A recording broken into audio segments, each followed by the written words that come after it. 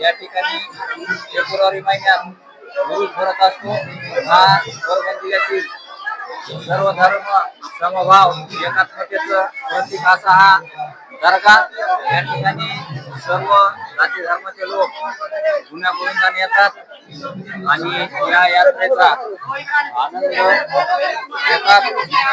या दर्ग्यामध्ये सर्व जिल्हाभरातून आजूबाजूच्या जिल्ह्यातील देखील मोठ्या संख्येने सर्व धर्मीय येतात। हे एक परभणी जिल्ह्यातलं सर्व धर्म भाव सर्व धर्म सहिष्णुता एकात्मतेचं दर्शन घडविणारा अद्रश्य आयांचा दर्गा।